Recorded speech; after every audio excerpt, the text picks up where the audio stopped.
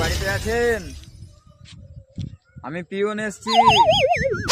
Court থেকে একটা আপনাদের নামে নোটিশ এসছে, নোটিশটা নিয়ে নেন। হ্যাঁ, কই দেন, নোটিশটা দেন।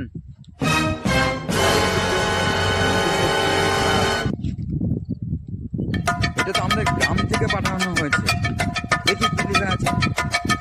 আপনার ছেলে আজ 10 দিন থেকে চান করে না, তার জন্য আমাদের গ্রামের মানুষ মিলে আমরা এই নোটিশটা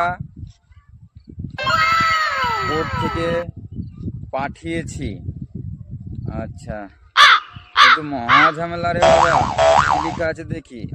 আপনার ছেলেকে একদিনের মধ্যে যদি চান না করান, তাহলে আপনাদের পরিবারের সবাইকে জেলে ভরতে বাধ্য হবে।